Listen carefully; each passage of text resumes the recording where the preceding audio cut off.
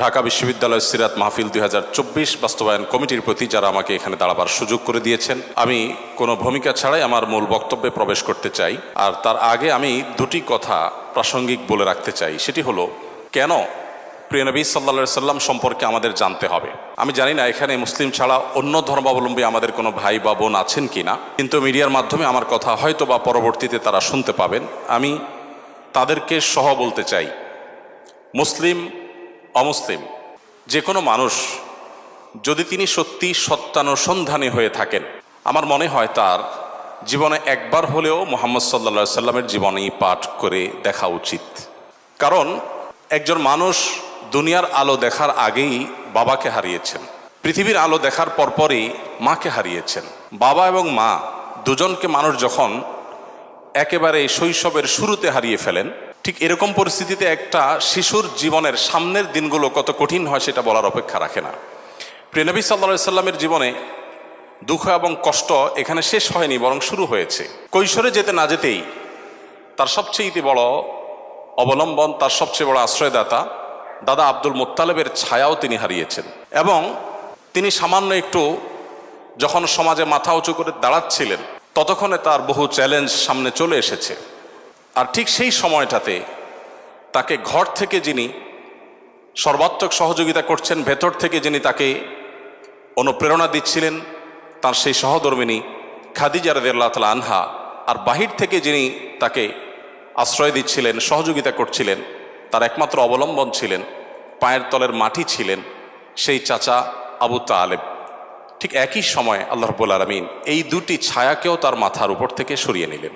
এরপর শুরু হলো মক্কার চিরচেনা মানুষগুলোর অচেনা আচরণ, তাদের সেই দুঃসহ নির্যাতন, জুলুম, এই সবগুলোকে পাশ কাটিয়ে তিনি আপন মিশনকে বাস্তবায়নের লক্ষ্যে এগিয়ে যেতে লাগলেন।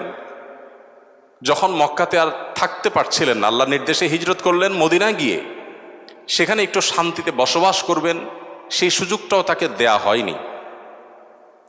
তাকে সেখানে চাপিয়ে দেওয়া হয়েছে বদর, উহুদ, খন্দক, একের পর এক যুদ্ধ, বিগ্রহ, আগ্রাসন, জুলুম, নিষ্পেষণ।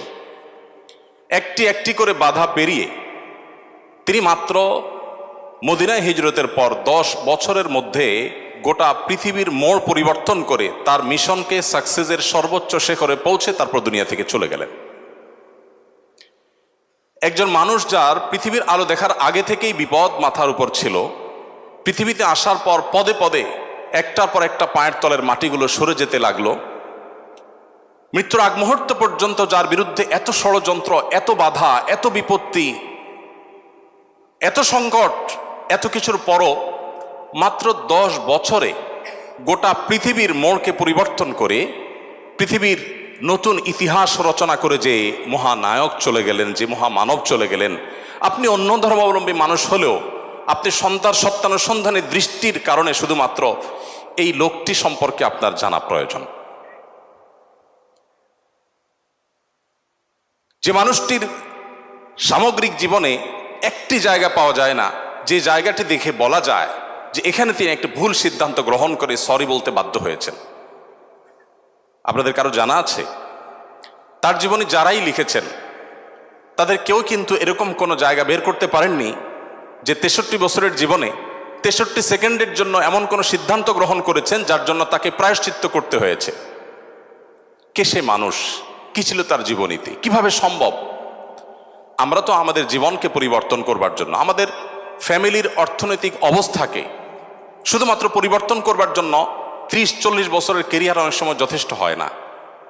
সেখানে একজন মানুষ একটি পরিবার নয়, একটি দেশ নয়, একটি পৃথিবীর পরিপূর্ণ মোড়কে পরিবর্তন করে পৃথিবীর পুরো যে টার্নিং পয়েন্ট, সেই টার্নিং পয়েন্ট সৃষ্টি করে জাহান্নামমুখী পৃথিবীকে জান্নাতমুখিতার দিকে যিনি নিয়ে এসেছেন, মাত্র 10 বছরের প্রচেষ্টায় শত সহস্র বাধা সত্ত্বেও সে মানুষটিকে, সে সফল মানুষটিকে এত বাধার পাহাড় ডিঙ্গে কিভাবে তিনি সাফল্যের চূড়ান্ত শিখরে পৌঁছেছেন, তাকে জানা বোধ হয় আমাদের বিবেকের দাবি। তাকে জানা বোধ হয় আমাদের নিজেদের প্রয়োজনে, আমাদের সাফল্যের প্রয়োজনে। আল্লাহ তাআলা আমাদের সবাইকে তাকে বারবার তার জীবনীকে পুনর্পাঠ করার তৌফিক দান করুন। দ্বিতীয়ত যে কথাটি আমি বলতে চাই তা হলো, আপনারা অনেকে হয়তো শুনে থাকবেন, ইসলামী বিশ্ববিদ্যালয় কুষ্টিয়ার সাবেক এক সময়ের প্রফেসর ছিলেন, রোড অ্যাক্সিডেন্টে মারা গেছেন। ডক্টর খন্দকার আব্দুল্লাহ জাহাঙ্গীর রহমতুল্লাহ আলাই অত্যন্ত চমৎকার একটি উপমা দিয়েছিলেন। স্যার বলেছেন যে মোবাইল ফোন যেরকম দুই রকম, একটাকে আমরা সহজে বোঝার জন্য বাটন ফোন বলি, আরেকটা হলো স্মার্টফোন। স্যার বলেছেন যত প্রাণী আল্লাহ তাআলা সৃষ্টি করেছেন, এসব প্রাণী মানুষ সহ অন্য সমস্ত প্রাণীকে দুই ভাগে ভাগ করা হয়েছে। মানুষ ছাড়া যত প্রাণী আছে তারা সবাই হলেন বাটন ফোনের মতো। বাটন ফোনে যে ক্যালকুলেটর দেওয়া আছে ওইটাই ফিক্সড, সেখানে অন্য কোনো ক্যালকুলেটর আপনি চাইলেও ঢোকাতে পারবেন না। সেখানে যে প্রোগ্রাম দেওয়া হয়েছে, নতুন কোনো প্রোগ্রাম সেখানে ইনস্টল করার কোনো সুযোগ নেই। কিন্তু একটা স্মার্টফোনে আপনাকে শুধুমাত্র বেসিক বিষয়গুলো দেওয়া থাকে। আপনি কোন ক্যালকুলেটরটা নামাবেন সেটা প্লে স্টোরে, অ্যাপ স্টোরে গিয়ে আপনি চয়েস করতে পারেন। আপনি সেখানে কোন ব্রাউজারটা নামাবেন সেটাও আপনি চয়েস করতে পারেন। আপনি সেখানে কোন অ্যাপটা নামাবেন সেটা আপনি চয়েস করতে পারেন। আল্লাহ তাআলা মানুষকে সৃষ্টি করেছেন অনেকটা এই স্মার্টফোনের মতো করে, অর্থাৎ মানুষের ভেতরে তিনি কোনটা ইনস্টল করবেন, ভালো কিছু ইনস্টল করবেন, খারাপ কিছু ইনস্টল করবেন, এই ব্যাপারে আল্লাহ রাব্বুল আলামিন মানুষকে স্বাধীনতা দিয়ে রেখেছেন।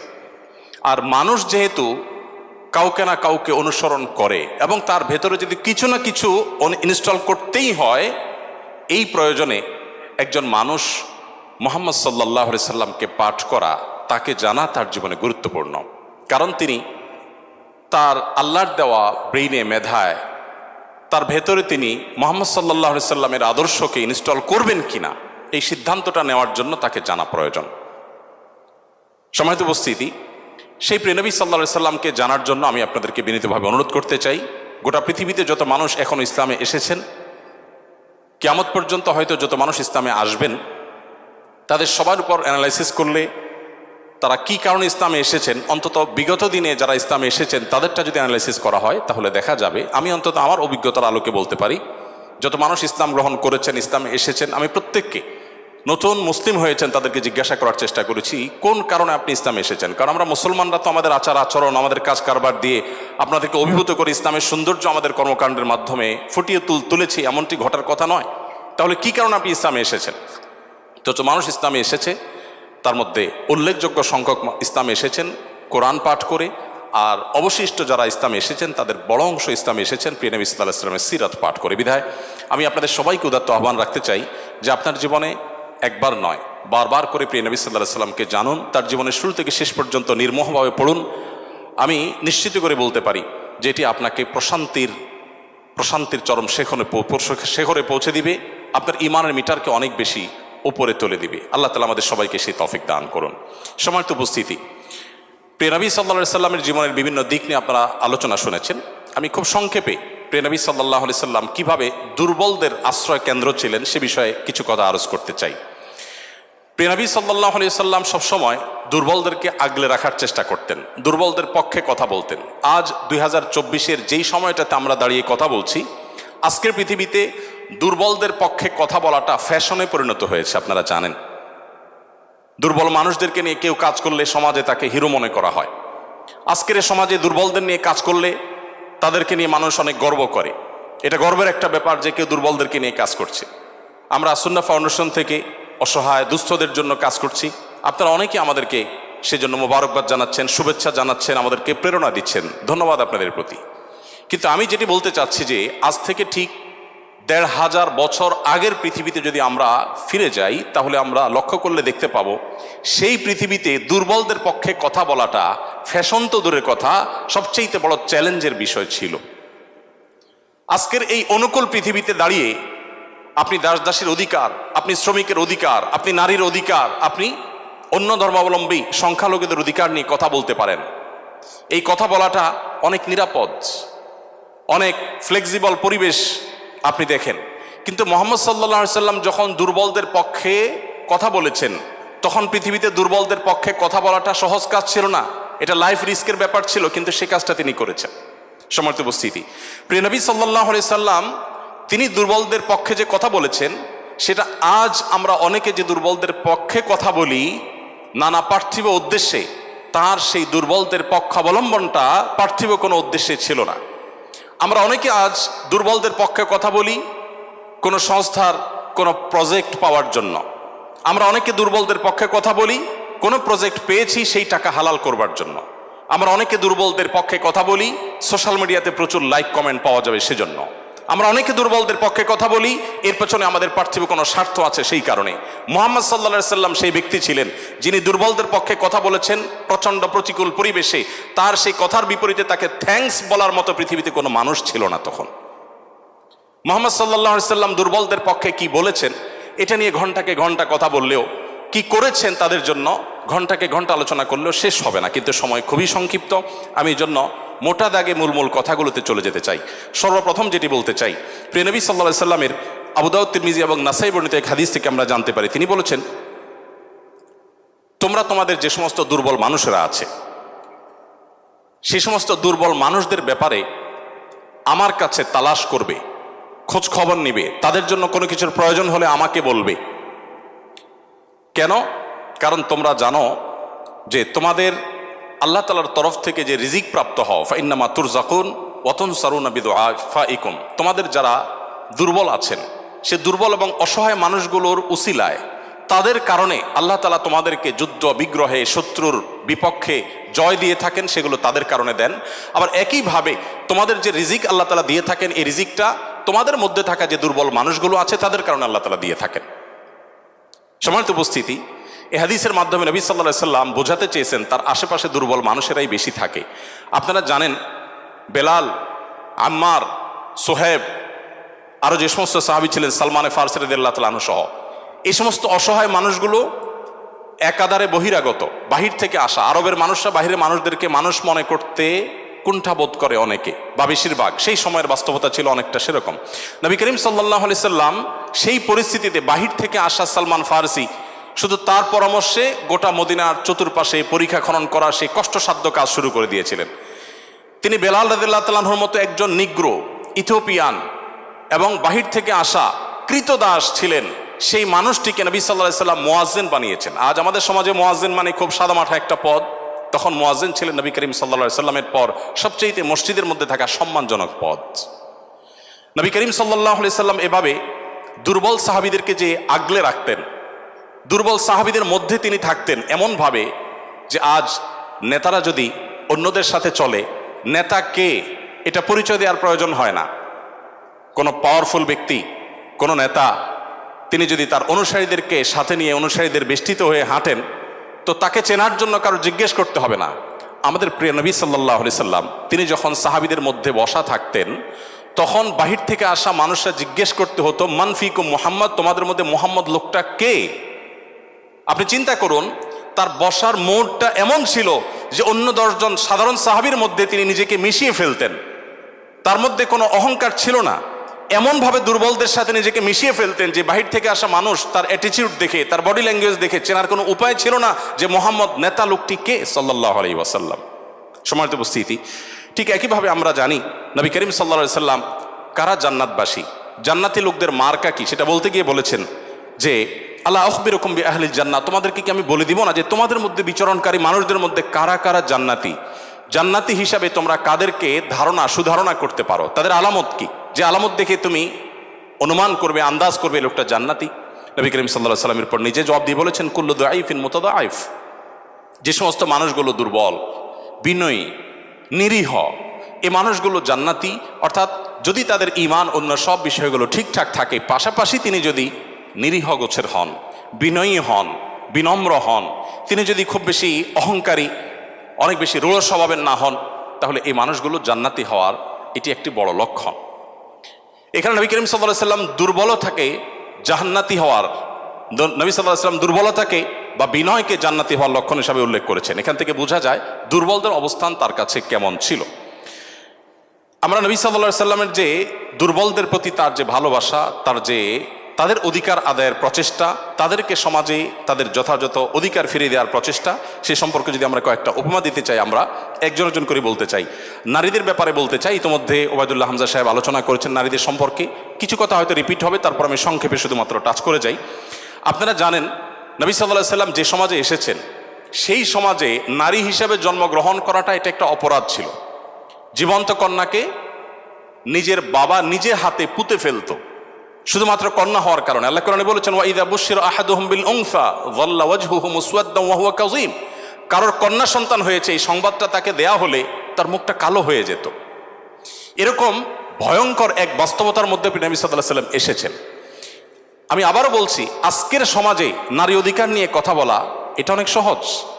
নারী অধিকার নিয়ে কথা বলা মানুষগুলোর জন্মেরও বহু বছর আগে নবী সাল্লাল্লাহু আলাইহি ওয়াসাল্লাম শুধু নারী অধিকার নিয়ে কথা বলেন নাই, জীবন্ত কবরস্থ করা হতো যেখানে কন্যা সন্তানকে, সেই জায়গা থেকে তুলে নারীকে সবচেয়ে সম্মানের সর্বোচ্চ আসনে বসিয়ে তারপর তিনি দুনিয়া থেকে গেছেন। নবী সাল্লাল্লাহু আলাইহি ওয়াসাল্লাম নারীদের জন্য কি করেছেন? কোরআনে আল্লাহ তাআলা বলেছেন, ওয়াশিরুহুন্না বিল মারুফ, হে পুরুষেরা তোমরা তোমাদের স্ত্রীদের সাথে যথাযথভাবে সুন্দরতম উপায়ে তাদের সাথে বসবাস করো, তোমাদের জীবন অতিবাহিত করো, সংসার করো ভালোভাবে, খারাপভাবে তাদের সাথে তোমরা সংসার করবে না, সতর্ক করেছেন। কোরআনে কারিমে একটি সূরা আছে, আপনারা জানেন, সূরার নাম হলো সূরাতুন নিসা, অর্থাৎ নারীগণের সূরা।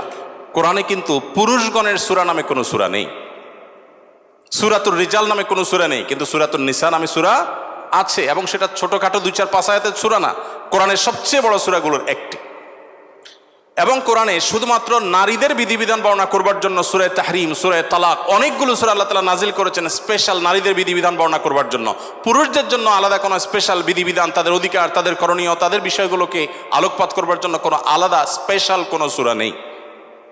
আপনারা জানেন কোরআনে আল্লাহ রাব্বুল আলামিন নারীদের সম্পর্কে যত আলোচনা করেছেন, শুধু সেগুলোই ঘন্টায় ঘন্টা আলোচনা করলে শেষ করা যাবে না। প্রিয় নবী সাল্লাল্লাহু আলাইহি সাল্লাম তার, আপনারা জানেন, একাধিক স্ত্রী ছিলেন। একাধিক স্ত্রী থাকলে দাম্পত্য জীবনে টুকটাক মনোমালিন্য হয়, তার ক্ষেত্রেও হয়েছে। তিনি কখনো কোনো নারীর গায়ে আঘাত করেননি, কোনো নারীকে কখনো প্রহার করেননি, তার জীবনে একটি বারের জন্য সেই ঘটনা ঘটেনি। আপনারা অনেকে হয়তো শুনে থাকবেন, উহুদের যুদ্ধে প্রিয় নবী সাল্লাল্লাহু আলাইহি সাল্লামের তরবারি একজন সাহাবীকে দেয়া হয়েছে। তিনি দূর থেকে লক্ষ্য করলেন একজন নারী খুব বীভৎস একটি দৃশ্যের অবতারণা করেছেন, তার নাম ছিল হিন্দা, আপনারা জানেন। তিনি নবী করিম সাল্লাল্লাহু আলাইহি সাল্লামের প্রিয় চাচার লাশ কেটে কলিজা বের করে চাবাচ্ছেন। এরকম নির্মম এবং পাশবিক অত্যন্ত ভয়ঙ্কর একটি চিত্র ওই সাহাবী দেখতে পেয়ে নবী সাল্লাল্লাহু আলাইহি সাল্লামের তরবারি তার হাতে, তিনি দৌড়ে দূর থেকে আফসা আফসা দেখছেন, কাছাকাছি গেলেন। কাছাকাছি গিয়ে দেখতে পেলেন, দূর থেকে তিনি বুঝতে পারেন না যে ইনি ভদ্রলোক না ভদ্র মহিলা। খুব কাছে এসে দেখলেন যে তিনি একজন নারী। তিনি তখন বলেছেন পরবর্তীতে যে আমি তরবারিটা তুলেছিলাম যে তার শিরকে আমি তার ধর থেকে, দেহ থেকে আলাদা করে দিব, কিন্তু তৎক্ষণাৎ আমার মনে হলো এই তরবারিটা তো সেই মানুষটার যে মানুষ কোনোদিন কোনো নারীর গায়ে আঘাত করেন নাই। আমি যত কঠিন দৃশ্যই দেখি না কেন, আমি নবী সাল্লাল্লাহু আলাইহি সাল্লামের তরবারি দিয়ে কোনো নারীকে আঘাত করতে পারি না। তিনি সেই অবস্থাতে এরকম ভয়ঙ্কর একটি দৃশ্য দেখার পরও নবী করিম সাল্লাল্লাহু আলাইহি সাল্লামের জীবন চরিত্রের মধ্যে তিনি নারীদেরকে যেভাবে সম্মান দিতেন, মর্যাদা দিতেন, শুধুমাত্র সেই বিষয়টিকে স্মরণ করে তরবারিকে খাপে ঢুকিয়ে তিনি সেখান থেকে ফিরে এলেন। প্রিয় নবী সাল্লাল্লাহু আলাইহি ওয়াসাল্লাম তিনি যুদ্ধের ময়দানে কয়েক শ্রেণী মানুষকে কোনোভাবেই যেন হত্যা না করা হয় তার জন্য আগে থেকে বলে রেখেছেন, এবং যুদ্ধের আগে যোদ্ধাদেরকে, মুজাহিদদেরকে বলে রাখতেন, খবরদার রণাঙ্গনে শত্রুপক্ষের অন্য সব মানুষকে আঘাত করলো, নারীদেরকে আঘাত করবে না। আপনারা এই জন্য সাহাবীদের মধ্যে পুরুষ সাহাবীদের শহীদ হওয়ার অনেক লম্বা ফিরিস্তি বা লিস্ট আপনারা দেখতে পান, মহিলা সাহাবীদের লিস্ট খুব বেশি একটা দেখা যায় না। যদিও পুরুষদের আল্লাহর জন্য জীবন উৎসর্গ করার এই পথের সর্বপ্রথম পথ নির্দেশ করেছেন যিনি, অবাক করা বিষয় হলো তিনি একজন নারী, সুমাইয়া রাদিয়াল্লাহু তাআলা আনহা। প্রিয় ভাইরা আমার, নবী করিম সাল্লাল্লাহু আলাইহি সাল্লাম তার জীবনের একেবারে শেষের দিকের বক্তব্যগুলোর, ভাষণগুলোর একটি ছিল ইস্তাউসু বিন নিসাই খায়রা, তোমরা নারীদের ব্যাপারে আমার কাছ থেকে ভালো ওসিয়ত গ্রহণ করো। অর্থাৎ আমি তোমাদেরকে ওসিয়ত করছি, আমি জীবনের শেষ মুহূর্তে, অন্তিম মুহূর্তে তোমাদেরকে উপদেশ দিচ্ছি, নারীদের বেলায়, মহিলাদের ব্যাপারে তোমরা ভালো আচরণ করবে, এটি আমার কাছ থেকে শুনে রাখো। নবী করিম সাল্লাল্লাহু আলাইহি ওয়াসাল্লাম তিনি তিনটি জিনিসকে খুব বেশি ভালোবাসতেন, তিনটি জিনিস তার কাছে খুব বেশি প্রিয় ছিল। আপনারা অনেকে হাদিসটি জানেন। তার একটি ছিল সুগন্ধি, তিনি পারফিউম, আতর খুব পছন্দ করতেন। আরেকটি ছিল সালাত, নামাজ, এটি তার চক্ষু শীতলতার কারণ ছিল, তার অনেক ভালো লাগতো নামাজ আদায় করতে। আরেকটি ছিল নারী। এখানে নারী প্রিয়র অর্থ হলো বাবা এবং মায়ের মধ্যে নবী সাল্লাল্লাহু আলাইহি সাল্লাম বাবার চাইতে মাকে বেশি প্রায়োরিটি দিতেন। সন্তানের মধ্যে ছেলে এবং মেয়ের মধ্যে মেয়েকে বেশি ভালোবাসতেন, এত বেশি ভালোবাসতেন যে প্রিয় নবী সাল্লাল্লাহু আলাইহি সাল্লামকে আল্লাহ তাআলা ছেলে সন্তান দিয়েছেন, তাদের সবাইকে শৈশবে মৃত্যু দিয়েছেন, তার একমাত্র 4টি কন্যা সন্তানকে বাঁচিয়ে রেখেছেন। দিন শেষে তিনি কন্যাদের বাবা হয়ে বেঁচেছিলেন, ছেলেদের বাবা হয়ে বেঁচে ছিলেন না। ঠিক একইভাবে প্রিয় নবী সাল্লাল্লাহু আলাইহি ওয়াসাল্লামের আরেকটা হাদিস সহিহ মুসলিমে বর্ণিত হয়েছে, আমরা জানি নবী সাল্লাল্লাহু আলাইহি ওয়াসাল্লাম বলেছেন, কেউ যদি তার দুটি কন্যা সন্তানকে প্রাপ্তবয়স্ক হওয়া পর্যন্ত সুন্দর আচরণ করে, যথাযথভাবে লালন পালন করে, কোনো প্রকার বৈষম্য না করে, অবিচার না করে, তাদের প্রতি সদাচরণ করে, তো কিয়ামতের ময়দানে নবী সাল্লাল্লাহু আলাইহি ওয়াসাল্লাম বলেছেন সেই লোক শুধু জান্নাতে যাবে না, কিয়ামতের দিন আল্লাহ নবী সাল্লাল্লাহু আলাইহি ওয়াসাল্লাম বলেছেন আনা ওয়া হুয়া কাহাতাইন, সে এই দুটি আঙ্গুল যেরকম পাশাপাশি অবস্থান করছে জান্নাতে আমার ঠিক কাছাকাছি এইভাবে অবস্থান করবে দুটি কন্যা সন্তানকে যথাযথভাবে পালন করবার কারণে। আমি জানি না আপনারা নিশ্চয় অনেকে অনেক হাদিস পড়ে থাকবেন, আপনারা এমন কোনো হাদিস পেয়েছেন কিনা যে 1 ডজন ছেলে সন্তান লালন পালন করলে এইরকম কোনো ফজিলত এর কথা কোথাও বলা হয়েছে? আপনারা দেখেছেন এরকম কোনো হাদিস? আমি অন্তত পাইনি যে 1 ডজন ছেলে লালন পালন করেছে কোনো মা বাবা, তার বিনিময়ে তাদেরকে নবী সাল্লাল্লাহু আলাইহি ওয়াসাল্লাম বলেছে যে 12টা যেহেতু করেছে, 2টা মেয়ের বিপরীতে 12টা ছেলে করেছে, একটা পুরস্কার হোক না, এরকম কোনো পুরস্কারের কথা আমার জানা নেই। এরপরে যখন এক শ্রেণী মানুষ বলে যে ইসলাম নারীদেরকে ঠকিয়েছে, তখন তাদের ব্যাপারে কি বলা যায় সেটা আপনারা ঠিক করবেন। সম্মানিত উপস্থিতি, নবী করিম সাল্লাল্লাহু আলাইহি ওয়াসাল্লাম বলেছেন, কোনো বাবা, কোনো অভিভাবক, কোনো প্যারেন্টস, কোনো মা যদি কোনো কন্যার কারণে কন্যা দায়গ্রস্ত হয়ে পড়েন, সমাজের মানুষের কুসংস্কারের কারণে যদি তার মুখটা ছোট হয়ে যায়, কোনো কারণে তিনি যদি কোণঠাসাময় পরিস্থিতির মধ্যে পড়ে যান, এরপরও তিনি যদি সেই মেয়েদেরকে লালন পালন করার ক্ষেত্রে কোনো কার্পণ্য না করেন, সমাজের বিরুদ্ধে দাঁড়িয়ে বুক টান টান করে যদি তার কন্যাদেরকে তিনি ভালোবাসা দেন, সদাচরণ করেন, তাদের অধিকার যথাযথভাবে দিয়ে দেন, দুঃখিত, তাহলে সেক্ষেত্রে নবী সাল্লাল্লাহু আলাইহি ওয়াসাল্লাম বলেছেন এই কন্যাদের প্রতি সদাচরণ করবার কারণে জাহান্নাম থেকে মুক্তির কারণ হবে কিয়ামতের ময়দানে ওই ব্যক্তির জন্য। এটি নবী সাল্লাল্লাহু আলাইহি ওয়াসাল্লামের আরো বহু হাদিস আছে, আমি আর সেদিকে যাব না, শুধুমাত্র একটি হাদিস বলে শেষ করব। সেটা হলো, আপনারা জানেন নবী করিম সাল্লাল্লাহু আলাইহি ওয়াসাল্লামকে জিজ্ঞাসা করা হলো, ইয়া রাসূলুল্লাহ মান আহাক্কুন নাসি বিহুসনি সুহবাতি, আমার সবচেয়ে ভালো আচরণ পাওয়ার অধিকারটা কার? নবীজি সাল্লাল্লাহু আলাইহি ওয়াসাল্লাম বলেছেন উম্মাক, তুমি সবচেয়ে ভালো আচরণ করবে তোমার মায়ের। এরপর জিজ্ঞাসা করা হলো, হে আল্লাহর রাসূল তারপর? আপনারা জানেন হাদিসটি খুবই প্রসিদ্ধ হাদিস, তিনি বলেছেন তারপর তোমার মায়ের। জিজ্ঞাসা করা হলো তারপর, এরপরে বললেন তারপরও তোমার মায়ের। এরপর সাহাবী যখন জিজ্ঞাসা করলেন ইয়া রাসূলুল্লাহ তারপর, এরপর বললেন তোমার বাবার। আপনারা অনেকে শুনেছেন ডক্টর জাকির নায়েক, তিনি এই হাদিস প্রসঙ্গে বলেছেন আল্লাহ নবী সাল্লাল্লাহু আলাইহি ওয়াসাল্লাম গোল্ড মেডেলটাও দিলেন মাকে, তারপর সিলভার মেডেলটাও দিলেন মাকে, ব্রোঞ্জটাও দিলেন মাকে, বাবাকে দিলেন একটা সান্ত্বনা পুরস্কার। এরপরে যদি কেউ বলে যে ইসলাম নারীদেরকে ঠকিয়েছে, যে যুক্তিতে বলে সেটা আপনারাও জানেন আমিও জানি, বলা হয় বাবার সম্পদে ছেলে যদি 2 টাকা পায়, মেয়ে 1 টাকা পায়, এখানে মেয়ের প্রতি অবিচার করা হয়েছে। আপনারা জানেন এর মতো হাস্যকর একটা দাবি আরেকটি হতে পারে না, কারণ ছেলে বেচারা, এতক্ষণ শুধু মেয়েদের কথা বলছি, আসেন একটু ছেলেদেরকে আমরা দুর্বল হিসেবে দেখি। ছেলে বেচারা প্রাপ্তবয়স্ক হওয়ার পর বাবা মা তার ভরণ পোষণ দিতে বাধ্য নন। যদি বাবা মা বলেন যে তুমি প্রাপ্তবয়স্ক হয়ে গেছো, তোমার চাল ডাল তুমি জোগাড় করো, বাবা মা সেটা বলতে পারেন, সে রাইট তাদের আছে। বিয়ে এখনো বেচারা করে নাই, মাত্র প্রাপ্তবয়স্ক হয়েছে। এরপর প্রাপ্তবয়স্ক হওয়ার পর যখন বিয়ে শাদীর চিন্তা করে, বাপ মা এটা বলতেই পারেন যে বাবা তোমার বিয়ে শাদীর টাকা তুমি জোগাড় করো, আমি তোমার বইয়ের গহনা কিনে দিব, মোহর জোগাড় করব, তোমার খরচ খরচা দিব। এটা বাবা মা করতে বাধ্য নন শরীয়তের দৃষ্টিকোণ থেকে, ছেলেরটা ছেলেকেই জোগাড় করতে হবে। আপনাদের অনেকগুলো প্রশ্ন আমার কাছে আসছে, এর মধ্যে সবচেয়ে কমন যে প্রশ্ন বারবার এসেছে সেটা হলো যুবকদের প্রশ্ন, বাবা মা বিয়ে দিতে চায় না, আমরা কি করব? আমি সে প্রশ্ন উত্তরে যেতে পারবো কিনা জানি না, তবে তরুণদের আহাজারে আমাকে খুব কষ্ট দেয়, কারণ আমি খুব বেশি বয়সে বিয়ে করিনি, আমি এখন নানা হয়েছি, আপনারা অনেকে জানেন। আমার এই বয়সে আমি নানা হয়েছি, এটা অনেকে শুনলে আসমান থেকে নাজিল হওয়ার উপক্রম হয় যে কিভাবে সম্ভব। তো আমি বলি, আমি আমার সংসার জীবন গোছানো শেষ, আমি এবং আমার মিসেস সহ বাকি জীবন আরামের সাথে দেশ বিদেশ যদি ঘুরেও বেড়াই, আল্লাহ বিল্লাহ করে বাকি জীবন কাটিয়ে দিই, আমার কোনো টেনশন নাই, কারণ আমার সংসারের সব সেট আপ করা শেষ। সে সমস্ত মানুষদেরকে দেখে আমার করুণা হয়, মায়া হয়, যারা আর্লি ম্যারেজকে দোষণীয় মনে করে তারা অনেক বেশি দেরি করে তথাকথিত নিজের পায়ে দাঁড়ানোর কথা বলে 30-35 পার হওয়ার পর বিবাহ শাদী করেন। এই মানুষগুলো তাদের ছেলে মেয়ে হইতে হইতে, প্রথম তো আবার ছেলে মেয়ে নেওয়া যাবে না, একটা লম্বা সময় এনজয় করতে হবে, 40-এর পর হয়ে যায় ছেলে মেয়ে হতে হতে। এরপর এই ছেলে পড়ালেখা করে গ্রাজুয়েশন করতে করতে 55-60 ছুঁই হয়ে যায়, ততক্ষণে সংসারের ঘানি টানতে থাকে।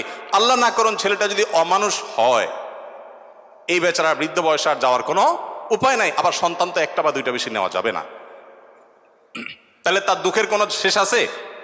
আর আমার সব কিছু কমপ্লিট, এখন ছেলে মেয়ে যদি বেশি বেতাল হয়, বেলাইন হয়, সোজা কানটা মলে দিয়ে দরজা দেখা দিতে কোনো অসুবিধা নাই, কারণ আমার সেকেন্ড থার্ড ফোর্থ অপশন আছে, অনেকগুলো সন্তান আছে। আর দ্বিতীয়ত আমার বয়সে এখনো অনেকখানি বাকি আছে। যাই হোক, আমি সেদিকে যাচ্ছি না। আমি যেটা বলছিলাম সেটা হলো ছেলেদের, এই বেচারাদের যে অসহায়ত্ব, এটার কথা কেউ বলে না। দেখেন, আমিও নারীদের ওয়াজি করে গেলাম, ছেলেদের অসহায়ত্বের কথা একটু বলি। এই বেচারারা যতদিন বাবার সংসারে থাকবে, তোমার ঘানে তুমি টানো, বাবা মা বাধ্য না। মেয়েকে কিন্তু এটা বাবা বা মা বলতে পারেন না। এরপর যখন বিয়ে হবে, বিয়ের সময় ওই যে ছেলেরা চিরকুট নিয়ে আসে, হুজুর একটু বলে দেন আমার আব্বা এখানে আছে। আমি পল্টনে একটা হোটেলের উদ্বোধনী দিনে আমার এক বন্ধু মানুষ সেখানে গেছিলাম, এক ছেলে তার বাবাকে ধরে আমার কাছে নিয়ে আসছে, এসে বলছে হুজুর আপনার অনেক ওয়াজ শুনছি, আজকে আমার বাপরে হাতের কাছে পাইছি, আমাকে বিয়ে দেন, আমি বহু বলছি, আজকে আপনি হাতে নাতে বলেন। আমি নিজের লজ্জা লাল হয়ে গেলাম, ছেলে কি বেহায়ার মতো কথা। যাই হোক, তো এই বেচারারা বিয়ে করতে যাবে, বাপ বলে যে কি করো তুমি, বিয়ে করবে মানে টাকা কামাই করো। মেয়েদের বিয়ের সময় কি বাবা মা এটা বলে তুমি কয় টাকা কামাই করছো তোমার বিয়ে দিব? বলার সুযোগই নাই, রাইটই নাই। এরপরে বিয়েটা যখন হয়ে যায়, এই বেচারা এতদিন নিজের পেট পালা লাগতো, এখন বউয়ের পেট পালো, ছেলে মেয়ের পেট পালো, অর্থাৎ তাদের রিজিকের ব্যবস্থা করো, তাদের উপার্জনের দায় দায়িত্ব তার। নিজের বাবা মা যদি বৃদ্ধ হয়ে যান, অসহায় হয়ে যান, তাদের দায়িত্ব তার। বাপের বাড়ি যাওয়ার সময় বাজারটা তার করতে হয়, শ্বশুর বাড়ি যাওয়ার সময় মিষ্টির প্যাকেটটার টাকাও তাকে দিতে হয়। শতভাগ খরচ ছেলের, শতভাগ খরচ কার? ছেলের। আর বাপের সম্পদে পাবে হলো 2 টাকা 2 আনা, আর মেয়ে পাবে 1 টাকা। তার অন্যের খরচ তো দূরের কথা, নিজের খরচই তার উপরে বর্তায় না। ইসলাম কি তাকে কম দিয়েছে না বেশি দিয়েছে? একজনকে 2 টাকা দিয়ে বাজারে পাঠিয়ে বিরাট বড় ফর্দ দেখাই দিয়েছেন, এতগুলো সব তোমাকে আনতে হবে। আরেকজনকে 1 টাকা দিয়ে বললেন যে তুমি শুধুমাত্র এই টাকা দিয়া যা খুশি তা করতে পারো। তাহলে এই 1 টাকা যাকে দেওয়া হয়েছে তার অধিকার কি কম দেওয়া হয়েছে না বেশি দেওয়া হয়েছে? আল্লাহর সাথে পাল্লা দিলে গোল্লা যাওয়া ছাড়া কোনো উপায় থাকে না। যারা নিজের বিবেক দিয়ে আল্লাহ সুবহানাহু ওয়া তাআলার বিচারকে, বিশ্লেষণকে বিচার করতে চায়, তারা আল্লাহর উপরে ওই যে খোদার উপরে খোদাগিরি বলে, যে সে মূর্খতা ছাড়ার কিছুই করছে না। আমি শ্রদ্ধা রেখে তাদের প্রতি এটা বলতে বাধ্য হলাম। যাই হোক, আমি যেটা বলছিলাম যে নবী সাল্লাল্লাহু আলাইহি ওয়াসাল্লাম মেয়েদের সম্পর্কে এত কথা বলেছেন। দেখুন যে মা হিসাবে মেয়েদের মর্যাদা এত বেশি। ইমাম মালিক রহমতুল্লাহ আলাইহি একটি চমৎকার কথা বলেছেন। তিনি বলেছেন যে আল আম্বিয়াউ আবুল বানাত। আপনারা অবাক হবেন, যত নবী রাসূল পৃথিবীতে এসেছেন বেশিরভাগ নবী রাসূলদেরকে আল্লাহ তাআলা ছেলে সন্তান না দিয়ে মেয়ে সন্তান দিয়েছে। যাই হোক, মেয়েদের ব্যাপারে কথা বেশি হয়ে যাচ্ছে, এক পেশে হয়ে যাচ্ছে, আমরা একটু অন্য কোন অপশনে চলে যাই।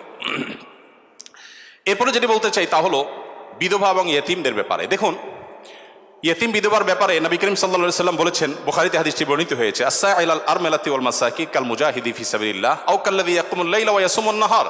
যে ব্যক্তি কোনো বিধবার ব্যয়ভারের দায়িত্ব গ্রহণ করবে, যে ব্যক্তি কোনো ইয়েতিমের লালন পালনের দায়িত্ব গ্রহণ করবে, অভিভাবকত্বের দায়িত্ব গ্রহণ করবে, নবী সাল্লাল্লাহু আলাইহি সাল্লাম বলেছেন এই ব্যক্তি আল্লাহর রাস্তায় রণাঙ্গনে জিহাদরত ব্যক্তি আল্লাহর কাছে যে মর্যাদা লাভ করবে, নিজের জায়গায় বসে থেকে অসহায় বিধবার দায়িত্ব, বিধবা ভাতা দিয়ে তার দায়িত্ব গ্রহণ করলে এই ব্যক্তিকে আল্লাহ তাআলা সেই মর্যাদা দান করবেন।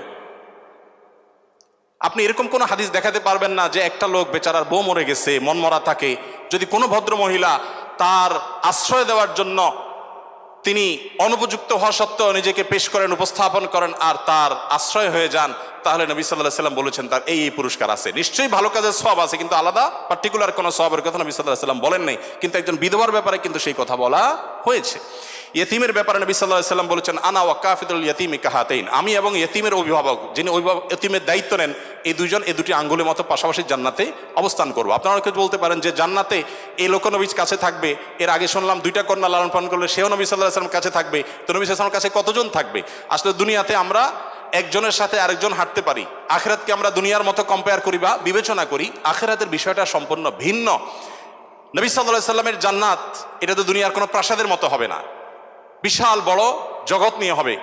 সবচেয়ে ছোট জান্নাতে যে গোটা পৃথিবীর সমান 10 পৃথিবীর সমপরিমাণ জান্নাত তিনি পাবেন। মহাশূন্য সম্পর্কে আমরা ধারণা পাওয়ার পর আমাদের কাছে এটা খুব সহজ মনে হয় যে পৃথিবীর অন্যান্য পৃথিবীর বাইরে যে আল্লাহ তাআলার মহা সৃষ্টি আছে সেগুলোর তুলনায় পৃথিবী খুব ক্ষুদ্র। যখন পৃথিবীতে এগুলো আবিষ্কার হয় নাই, আপনি চিন্তা করুন তখনকার মুসলমানদের জন্য ঈমান আনা কতটা কঠিন ছিল, যে কিভাবে এত বড় জান্নাত দিবেন আল্লাহ তাআলা, কোথায় এত জায়গা। কিন্তু আজ আমরা সেটা আবিষ্কার করেছি, আমরা জানি কিয়ামত পর্যন্ত আবিষ্কার হতে থাকবে। কোরআন এবং সুন্নাহর অনেক কিছু এখনো আমাদের বুঝে আসছে না, কিন্তু এক সময় হয়তো বুঝে আসবে। তো যাই হোক, নবী করিম সাল্লাল্লাহু আলাইহি ওয়াসাল্লাম ইয়েতিমের ব্যাপারে এই সুসংবাদ আমাদেরকে দিয়েছেন। এবং নবী সাল্লাল্লাহু আলাইহি ওয়াসাল্লাম আরেকটা হাদিস বলে আমি শেষ করব, তিনি বলেছেন যে ব্যক্তি তার পরিবারের মধ্যে কোনো ইয়েতিমকে সংযুক্ত করেন, এই জায়গা আমি একটু থামবো। ইয়েতিমকে সংযুক্ত করার মানেটা কি? আমাদের দেশে ইয়েতিম বা গরিবের বাচ্চাকে লালন পালন অনেকেই করেন, কিন্তু সেটা নিজের ধান্দায় করেন, গরিবের প্রয়োজনে না। কিভাবে সেটা? কারোর সন্তান হচ্ছে না, তখন তিনি একটু বাবা ডাক শুনতে চান, মা ডাক শুনতে চান, তো এই জায়গা থেকে তিনি একটা বাচ্চাকে নিয়ে আসেন, অসহায় মানুষের, কারোর কোনো বাচ্চার বাবা মারা গেছেন, বাবা মারা গেছেন, মা মারা গেছেন, তাকে নিয়ে আসেন, সেই বাচ্চাটাকে এনে লালন পালন করেন এবং মনে করেন আমি অনেক সওয়াবের কাজ করছি। আপনি অবশ্যই সওয়াবের কাজ করছেন না যদি আপনার উদ্দেশ্য হয় আপনার যে মা ডাক শোনা, বাবা ডাক শোনা সেটা, আর যদি আপনার উদ্দেশ্য হয় যে না আমি তাকে লালন পালন করতে চাই, সে তার মায়ের কাছেই থাকুক, আমি তার ভরণ পোষণ দিব, তার পড়াশোনার খরচ চালাবো, তার অভিভাবকত্ব করব, তাকে আশ্রয় দিব, তাহলে আপনি এই হাদিসের সুসংবাদ পাবেন ইনশাআল্লাহ তাআলা। আপনি যদি নিজে পার্থিব কোনো স্বার্থে তাকে লালন পালন করেন তাহলে এই হাদিসের মর্যাদা আপনি লাভ করবেন না। নবী করিম সাল্লাল্লাহু আলাইহি ওয়াসাল্লাম মুসনাদ আহমদে বর্ণিত একটা হাদিসে আসছে, তিনি বলেছেন যে এক ব্যক্তি তার কাছে বলেছে, হে আল্লাহর রাসূল, আমার অন্তরটা অনেক শক্ত, আমি খুব শক্ত হৃদয়ের মানুষ, আমার মনটা নরম হয় না, আপনি আমাকে কোনো একটা পরামর্শ দিন। নবী সাল্লাল্লাহু আলাইহি ওয়াসাল্লাম বলেছেন, তুমি ইয়েতিমের মাথায় হাত বুলাবে, তোমার মন নরম হবে, এবং সেই সাথে অসহায়দের তুমি খাদ্য দান করবে, আহার দিবে। এই দুটি কাজ যদি তুমি করো তাহলে তোমার অন্তরের কাঠিন্য দূর হয়ে যাবে। আমাদের অনেকের মধ্যে এই অভিযোগ আছে, আমরা এই আমলগুলো করতে পারি। নবী সাল্লাল্লাহু আলাইহি ওয়াসাল্লাম দুর্বলদের মধ্যে যারা দাস দাসী ছিলেন তাদের জন্য কি করেছেন আপনারা অনেকে জানেন। ইসলামের অনেকগুলো গুরুত্বপূর্ণ বিধিবিধান আছে, এর মধ্যে থেকে একটা হলো দাস দাসী মুক্ত করার বিধান। যদি কোনো পুরুষ, কোনো স্বামী যদি তার স্ত্রীকে মায়ের সাথে তুলনা করেন, মায়ের সাথে তুলনা করার একটা পর্যায়ে আছে যেটাকে ইসলামী ফিকহের পরিভাষায় জেহার বলা হয়। রাগের বশে এরকম অনেকে করে থাকেন যে আমার মা যেরকম হারাম তুমি এরকম হারাম, তালাকের মতোই অনেকটা, এই টাইপের কথা যদি কেউ বলেন তার প্রায়শ্চিত্ত হলো তাকে একটি দাস মুক্ত করতে হবে। কেউ যদি ইচ্ছাকৃতভাবে রোজা ভঙ্গ করেন তাহলে তার প্রায়শ্চিত্ত হলো তাকে একটি দাস মুক্ত করতে হবে। কেউ যদি শপথ করে শপথ রক্ষা না করেন, ভঙ্গ করেন, তাহলে তাকে দাসমুক্ত করতে হবে। কেউ যদি কোনো মানুষকে হত্যা করেন, ভুলে হত্যা করেন, তার প্রায়শ্চিত্তগুলোর মধ্যে থেকে একটা হলো তাকে দাস মুক্ত করতে হবে। এভাবে ইসলাম অনেকগুলো ভুলের প্রায়শ্চিত্ত হিসাবে অন্য কোনো অপশনের চাইতে দাস মুক্তিকে প্রায়োরিটি দিয়েছে, গুরুত্ব দিয়েছে। নবী সাল্লাল্লাহু আলাইহি ওয়াসাল্লাম বারবার বলেছেন, কারণ তিনি চাইতেন মানুষ দাস না থাকুক, মানুষ মুক্ত হয়ে যাক। নবী সাল্লাল্লাহু আলাইহি ওয়াসাল্লাম আজকের পৃথিবীর মতো ফ্যাক্টরি রেভলিউশনের পর মানুষের মুক্তির জন্য বা দাস প্রথার বিরুদ্ধে তিনি কথা বলেছেন এমন না। আমি আগেই বলেছি, আজ পৃথিবীতে বহু দুর্বলদের পক্ষে কথা বলা মানুষ পাবেন, তার সবগুলোই বেশিরভাগই দেখবেন স্বার্থের কারণে। আমরা নিজেরাও দুর্বলদের সহযোগিতা করি। এই যে বন্যা গেল, অনেকেই বন্যার সময় ত্রাণ নিয়ে গেছেন জাস্ট একটা ছবির জন্য, অনেকে ত্রাণ নিয়ে গেছেন, কষ্ট করেছেন, শুধু তার একটা লাইভ দরকার, কিছু লাইক দরকার, কিছু কমেন্ট দরকার, কিছু বাহবা দরকার। তো নবী সাল্লাল্লাহু আলাইহি ওয়াসাল্লাম দাস দাসীদের মুক্তির জন্য কথা বলেছেন সেই সমাজে যখন দাস দাসী ছিল আজকের যুগে বিএমডব্লিউর মালিক হলে যেরকম গর্বের, দাস দাসী থাকা সেরকম গর্বের। এরকম মূল্যবান অ্যাসেট কোনো বিনিময় ছাড়া মুক্ত করে দেওয়ার জন্য নবী সাল্লাল্লাহু আলাইহি ওয়াসাল্লাম উৎসাহিত করতেন। শুধু তাই নয়, আপনারা জানেন যে নবী করিম সাল্লাল্লাহু আলাইহি ওয়াসাল্লাম বলেছেন, কোনো দাসকে যদি কেউ মুক্ত করে তাহলে ওই দাসের প্রতিটি অঙ্গকে মুক্ত করার বিনিময়ে যে ব্যক্তি এই কাজটি করলেন, আল্লাহ তাআলা ওই ব্যক্তিকে তার ওই অঙ্গকে জাহান্নাম থেকে মুক্তির পরওয়ানা দান করবেন। নবী সাল্লাল্লাহু আলাইহি ওয়াসাল্লাম আরেকটি হাদিস আছে, তিনি বলেছেন জীবনের শেষ কথা। নবী সাল্লাল্লাহু আলাইহি ওয়াসাল্লামের জীবনের শেষ কথা কি আমরা জানি, অনেকে জানি, আসসালাতু আসসালাত ওয়া মা মালাকাত আইমানুকুম। অর্থাৎ নবী করিম সাল্লাল্লাহু আলাইহি ওয়াসাল্লামের জীবনের শেষ কথা ছিল তোমরা নামাজের ব্যাপারে দায়িত্বশীল থাকবে, নামাজের ব্যাপারে দায়িত্বশীল থাকবে এবং তোমাদের দাস দাসীদের ব্যাপারে দায়িত্বশীল আচরণ করবে। এটা ছিল তার জীবনের শেষ কথা। একটা মানুষের কাছে দাস দাসীদের অধিকার কত গুরুত্বপূর্ণ হলে, অধীনস্থ মানুষগুলোর অধিকার কত গুরুত্বপূর্ণ হলে জীবনের শেষ কথা এটা বলে চলে যান যে তোমরা তাদের ব্যাপারে খবরদার, সদাচরণ করবে, তাদের প্রতি কোনো জুলুম অবিচার করবে না। আপনারা অনেকে আবু মাসউদ আনসারী রাদিয়াল্লাহু তাআলা আনহুর নাম শুনেছেন। আবু মাসউদ আনসারী রাদিয়াল্লাহু তাআলা আনহু তার একজন দাসকে প্রহার করছিলেন, অধীনস্থকে, কাজের লোককে প্রহার করছিলেন। নবী সাল্লাল্লাহু আলাইহি ওয়াসাল্লাম পেছন থেকে বললেন, এ আলম আবু মাসউদ, সাবধান, শুনে রাখো আবু মাসউদ, লাল্লাহু আকদারু আলাইকা মিনকা আলাইহি, তুমি এই দাসের প্রতি যতটা পাওয়ার রাখো, হোল্ড করো, আল্লাহ তাআলা তোমার উপর তার চেয়ে বেশি পাওয়ার হোল্ড করেন, মাইন্ড ইট। এই কথা শোনার পর আবু মাসউদ আনসারী রাদিয়াল্লাহু তাআলা আনহু সেই দাসকে মুক্ত করলেন, বলে ইয়া রাসূলুল্লাহ, আমি তাকে মুক্ত করে দিলেন। তখন নবী সাল্লাল্লাহু আলাইহি ওয়াসাল্লাম বলেছেন, যদি তুমি আজ তাকে মুক্ত না করতে, জাহান্নাম তোমাকে স্পর্শ করতো। আব্দুল্লাহ ইবনে ওমর রাদিয়াল্লাহু তাআলা আনহু বলেছেন, আমি নবী করিম সাল্লাল্লাহু আলাইহি ওয়াসাল্লামকে বলতে শুনেছি, যে ব্যক্তি কোনো দাসের প্রতি জুলুম করবে, তাকে অন্যায়ভাবে প্রহার করবে, তার কাজের লোককে, অধীনস্থ লোককে, তার প্রায়শ্চিত্ত হলো সে অধীনস্থ লোকটাকে সে মুক্ত করে দিতে হবে, দাস মুক্ত করে দিতে হবে, যেটা সহজ কোনো ব্যাপার ছিল না তখন। বুখারীর একটি বিশ্ববিখ্যাত হাদিস, স্বর্ণের অক্ষরে যেটা টানিয়ে রাখা দরকার আমাদের বাসা বাড়িতে। নবী সাল্লাল্লাহু আলাইহি ওয়াসাল্লাম বলেছেন, ইখওয়ানুকুম খাওয়ালুকুম, তোমাদের ভাই ব্রাদার যারা, তারাই তোমাদের অধীনস্থ কাজের মানুষ। এই মানুষগুলো সম্পর্কে নবী সাল্লাল্লাহু আলাইহি ওয়াসাল্লাম বলেছেন, জাআলাহুমুল্লাহু তাহতা আইদিকুম, তাদেরকে আল্লাহ তাআলা তোমাদের অধীনস্থ করে দিয়েছেন। এর মধ্যে ইঙ্গিত রয়েছে আল্লাহ চাইলে তোমাকে তার অধীনে করে দিতে পারতেন।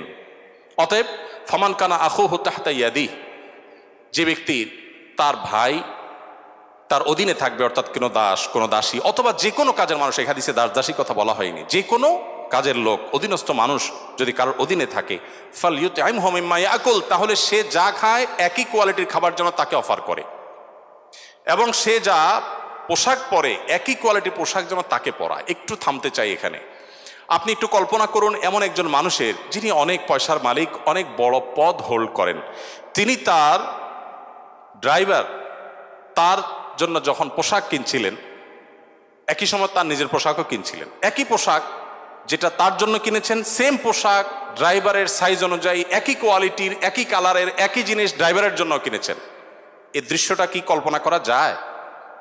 আজকের বাস্তবতা এটা কি খুব সহজ বিষয় মনে হয়? আমরা তো অনেকে অধীনস্থ মানুষদের পাশে বসে খাবো এটাকেই দোষী বিষয় মনে করি। আমরা কি নিজেদেরকে সভ্য দাবি করি? আজকের পৃথিবীর মানুষের সভ্যতা যেখানে গিয়ে ঠেকবে, নবী সাল্লাল্লাহু আলাইহি ওয়াসাল্লাম তিনি এবং তার সাহাবা ইকরাম পৃথিবীকে যেই জায়গায় রেখে গেছেন সভ্যতার, সেখানে পর্যন্ত আজকের পৃথিবী সভ্যতার সর্বোচ্চ শিখরে গিয়ে পৌঁছতে পারবে না।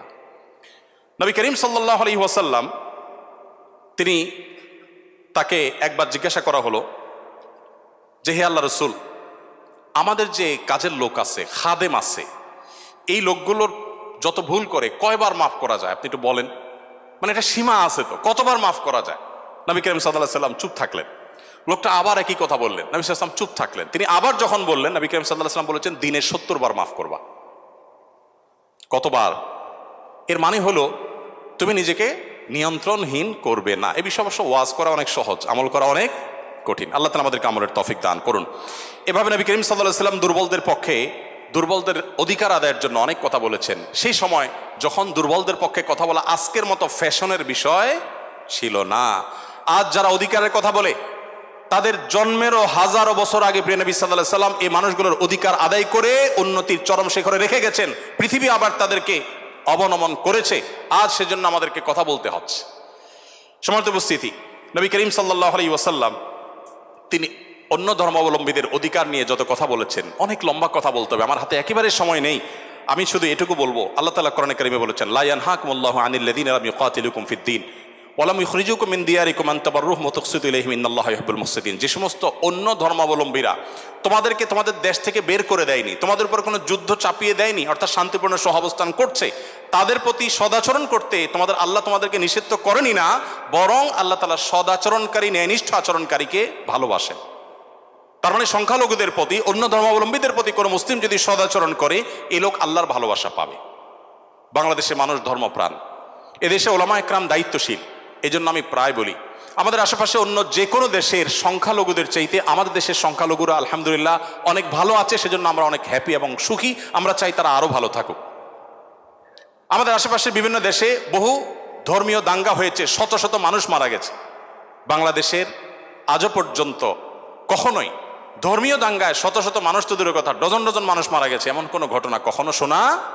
সংখ্যালঘুদের নির্যাতনের যে সমস্ত বিচ্ছিন্ন ঘটনা ঘটে, এটা আমরাও জানি, আমাদের সংখ্যালঘু ভাই বোনেরাও জানেন। এটা দিন শেষে রাজনৈতিক ফায়দা হাসিলের নীল নকশা ছাড়া আর কিছুই নয়। বাংলাদেশের সবচেয়ে বড় ধর্মীয় শিক্ষা প্রতিষ্ঠান হাটহাজারী মাদ্রাসার ঠিক কোল ঘেঁষে একটা মন্দির, আমি সেই মাদ্রাসার ছাত্র। এত প্রাচীন এই মন্দির এবং মাদ্রাসাও প্রাচীন, শতবর্ষী মাদ্রাসা এবং প্রাচীন মন্দির। কেউ বলতে পারবে না যে মাদ্রাসার হাজার হাজার ছাত্রের কেউ কোনোদিন একটা ঢিল সেই মন্দিরে নিক্ষেপ করেছেন অথবা মন্দির থেকে পাল্টা এরকম কিছু হয়েছে, কেউ বলতে পারবে না। বাংলাদেশের মানুষের সাম্প্রদায়িক সম্প্রীতির যে উদ্যম দৃষ্টান্ত, পৃথিবীর অনেক উন্নত দেশেও সে দৃষ্টান্ত নাই। এটা আমরা কোত্থেকে পেয়েছি? ইসলাম থেকে পেয়েছি। আমাদের সংখ্যালঘু ভাই বোনদের প্রতি সদাচরণ করতে আমাদের ইসলাম বলে, ভালো মুসলিম হওয়ার প্রয়োজনে আমাদের এটা করতে হচ্ছে।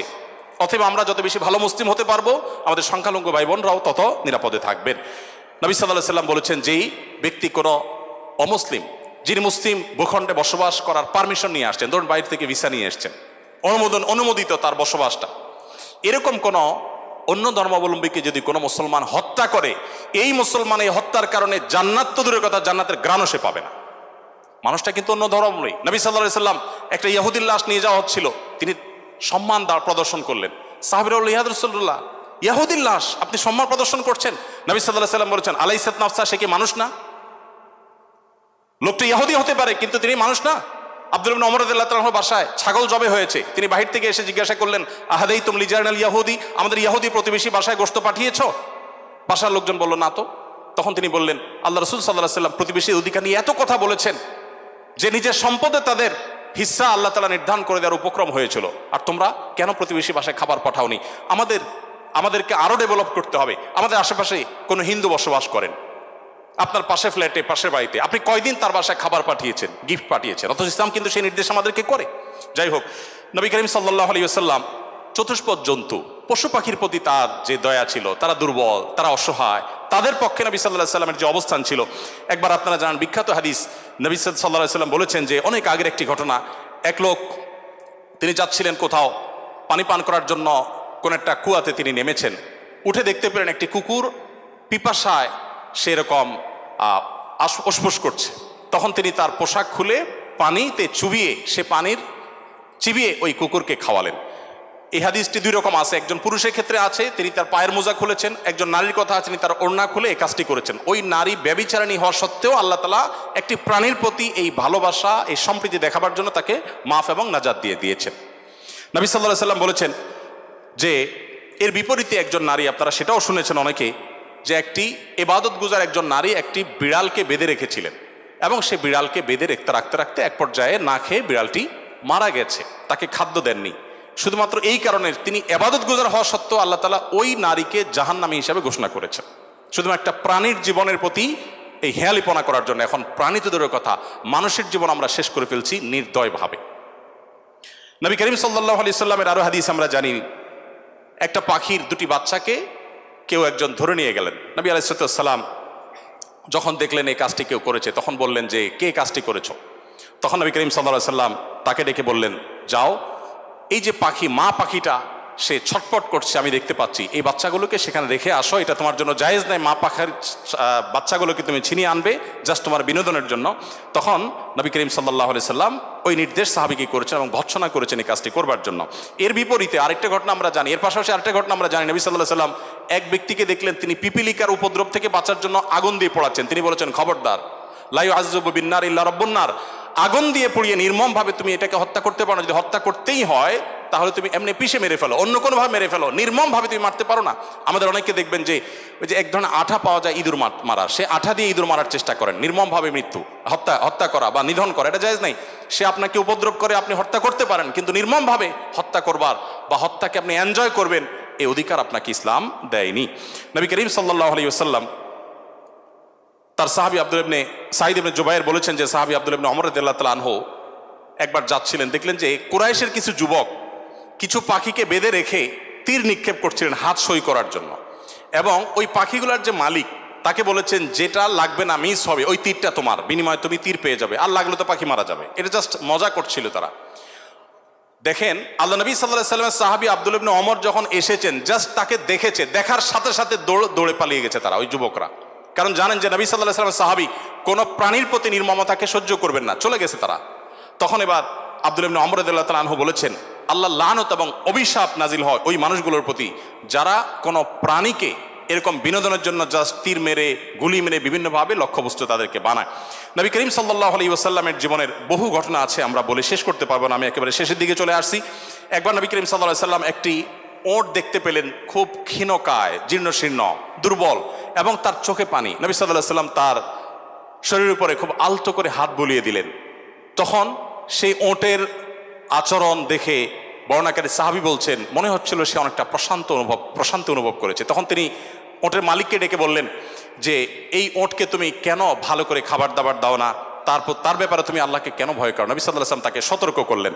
ঠিক একইভাবে নবী সাল্লাল্লাহু আলাইহি ওয়াসাল্লাম ঐতিহাসিক একটি হাদিস সহিহ মুসলিম বর্ণিত, তিনি বলেছেন, ইন্নাল্লাহা কাতাবাল ইহসানা আলা কুল্লি শাই ফাইদা কাতালতুম ফাহসিনুল কিতলাহ ওয়া ইযা যাবাহতুম ফাহসিনুজ যিবহা। যদি কেউ কোনো প্রাণীকে জবাই করতে হয়, জবাই করে খেতে হয়, আল্লাহ তার জন্য হালাল করেছেন, সেও যেন নির্মমভাবে জবাই না করে। এই জন্য ছুরি যেন ভালো করে ধার দিয়ে নেয়, যাতে করে পশুর প্রতি নির্মমতা করতে করতে ধীরে ধীরে তাকে যেন হত্যা করতে না হয়। এমনকি কোনো মানুষকে যদি মৃত্যুদণ্ড দিতে হয়, তাকেও যেন নির্মমভাবে হত্যা না করা হয়। প্রয়োজনে তাকে যদি মৃত্যুদণ্ড দিতে হয়, এমনকি রণাঙ্গনে যদি শত্রুপক্ষ হয়, নির্মমভাবে তার অঙ্গ প্রত্যঙ্গ কেটে টুকরা টুকরা করবেন। এই নির্মমতা করার অনুমতি ইসলাম আপনাকে দেয়নি, আপনাকে মানুষ হতে বলেছে ইসলাম। নবী সাল্লাল্লাহু আলাইহি ওয়াসাল্লাম এক ব্যক্তিকে দেখলেন যে তিনি তার কোন একটা পশু জবাই করার জন্য শুয়ে তারপরে সেই পশু ছুরি ধার দিচ্ছেন। একদিক থেকে শুয়েছেন, হয়তো পাও দিয়ে পাড়া দিয়ে ধরে রেখেছেন, আর অপর দিক থেকে হাত দিয়ে তিনি ছুরি ধার দিচ্ছিলেন। নবী সাল্লাল্লাহু আলাইহি ওয়াসাল্লাম বলেছেন যে আতুরিদু আন তুমিতাহা মাউতা, তুমি কি চাও এই প্রাণীটাকে কয়েকবার হত্যা করতে? কেন তুমি আগে ছুরি ধার দিয়ে আনো নাই? নবী করিম সাল্লাল্লাহু আলাইহি ওয়াসাল্লাম একটি গাধার পাশ দিয়ে যাচ্ছিলেন, দেখতে পেলেন যে গাধাটার উপরে কেউ ছেক দিয়েছে, কোনো লোহাটো হাতে দাগ দিয়ে ছেক দিয়েছে, ক্ষতবিক্ষত হয়েছে। নবী সাল্লাল্লাহু আলাইহি ওয়াসাল্লাম বলেছেন, লাআনাল্লাহুল্লাযী ওয়াসামা, যে ব্যক্তি গাধাটাকে ছেক দিয়েছে, আল্লাহর লানত, আল্লাহর রহমত থেকে সে বঞ্চিত হয়ে অভিশাপ তার উপরে নাজিল হবে।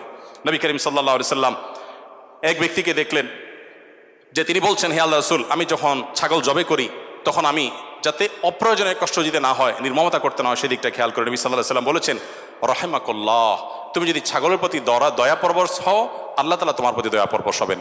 ভাইরা আমার, এমনকি তৃণ লতা গাছপালা এগুলো প্রয়োজন ছাড়া যদি কেউ কাটে, নবী সাল্লাল্লাহু আলাইহি ওয়াসাল্লাম বলেছেন ওই ব্যক্তির মাথায় আল্লাহ তাআলা জাহান্নামের আগুন নিক্ষেপ করেন। প্রয়োজন ছাড়া যদি বৃক্ষ নিধন করে কেউ, আমি তো সারাদিন সারারাত বলি, হয়তো নবী সাল্লাল্লাহু আলাইহি ওয়াসাল্লাম দুর্বলদের অধিকার আদায়ের জন্য কি করেছেন, শুধু কথা বলেননি, কি করেছেন সেগুলো বলে হয়তো শেষ করা যাবে না।